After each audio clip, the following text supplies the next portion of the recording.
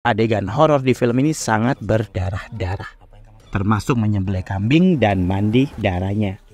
Adegan meresahkan, misalnya memasukkan wajah ke dalam panci berisi air mendidih. Juga ada pula adegan mengupas kulit sendiri. Cukup gila sih adegan tersebut.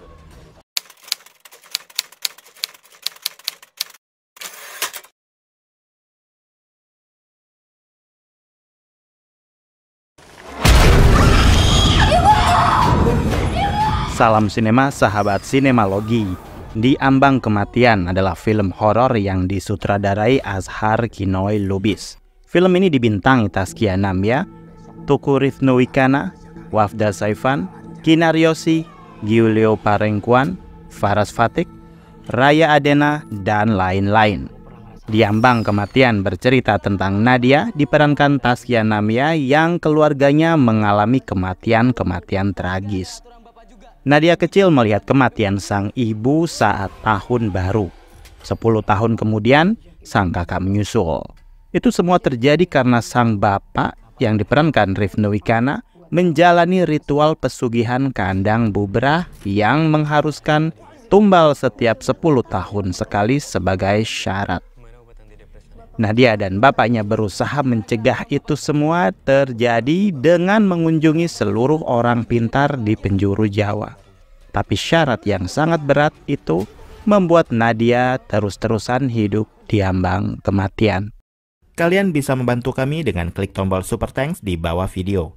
Kami akan sangat berterima kasih atas berapapun nominal saweran yang kami terima. Di Ambang Kematian menurut saya cukup menjanjikan. Apalagi saat trailernya rilis, beberapa potongan adegan cukup menyeramkan. Yang menjadikan film ini menarik adalah gambaran pesugihan cukup detail. Yang menekuni pesugihan ini, rumahnya pasti selalu sedang direnovasi tak pernah rampung.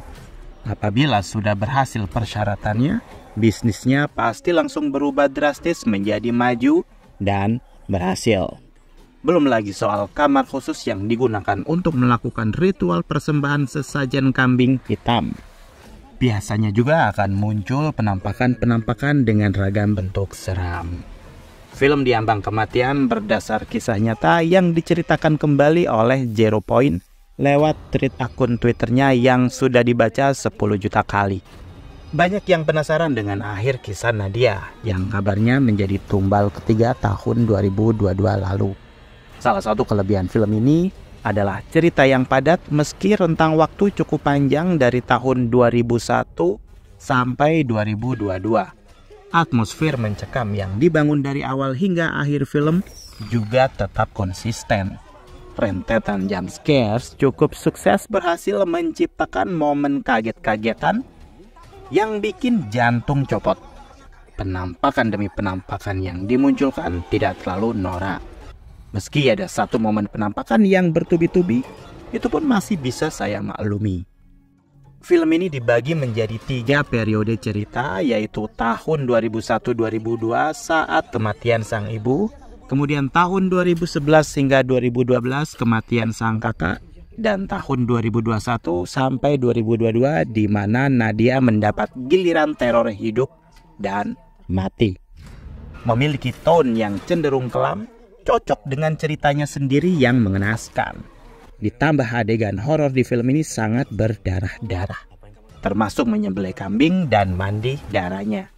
Adegan meresahkan, misalnya memasukkan wajah ke dalam panci berisi air mendidih. Juga ada pula adegan mengupas kulit sendiri. Cukup gila sih adegan tersebut. Kemunculan sosok berbadan manusia berkepala kambing cukup membuat saya bergidik setengah mati. Makhluk ini berhasil menciptakan kengerian dan cukup mewakili segala ragam ketakutan selama menonton film ini. Bahkan, sosok ini menurut saya lebih menyeramkan ketimbang sosok sama yang muncul di film The Nun 2 kapan lalu. Benar-benar berbeda efeknya. Beberapa kekurangan juga ada di film ini. Misalnya kota Sidoarjo sebagai lokasi cerita, tapi nggak ada hal-hal khusus. Paling siluet jembatan Suramadu saat Nadia dan kakaknya duduk di pinggir laut. Shot yang cukup cantik sebenarnya. Selebihnya tidak ada hal lain yang mencerminkan kota ini selain tanda SMA Negeri 1 Sidoarjo di baju Nadia. Apalagi bahasa yang dipakai, bahasa Indonesia. Jadi sebenarnya cerita ini bisa terjadi di kota mana saja. Yang paling sulit tentu saja karena rentang waktu yang cukup panjang dari tahun 2001 sampai 2022. Detail-detail kecil ada beberapa yang melenceng. Misal plat nomor kendaraan, HP, karena saya tidak melihat ada BlackBerry muncul, juga beberapa hal kecil lainnya. Saya akui semua pemeran di film ini berhasil tampil apik, terutama buat Rifnu Wikana yang tampil total bermandikan darah. Rifnu Wikana tak pernah gagal dalam memainkan peran kompleks. Dia memegang peranan kisah di Ambang Kematian dari awal hingga akhir. Perkembangan karakternya menarik. Kita akan ikut merasakan ketidakberdayaan seorang bapak dalam usaha melindungi keluarga yang ia sayangi. Akting Taskia Namia dan Wafda Saifan juga patut diacungi jempol. Sebagai adik kakak, mereka memiliki bangunan chemistry yang kuat sejak awal kemunculan di frame. Termasuk Kinaryosi sebagai ibu yang dilematik dengan pilihan hidup sang suami. Yang saya suka dari film ini, sinematografi dan tata suara. Keduanya saling bersinergi membangun nuansa horor yang menyeramkan. Juga menciptakan suasana nggak betah saat menampilkan rumah Pak Suyatno yang nggak pernah kelar renovasinya. Meski ada beberapa adegan yang masih saja menjadi penyakit film horor, yaitu saat adegan mati lampu. Layar gelap banget, hampir nggak bisa melihat apa-apa. Detail yang hendak ditunjukkan oleh pembuat film jadi kurang tersampaikan ke penonton kalau gelap-gelapan kayak gitu. Pada akhirnya, Di Ambang Kematian adalah film horor yang memiliki pesan cukup kuat.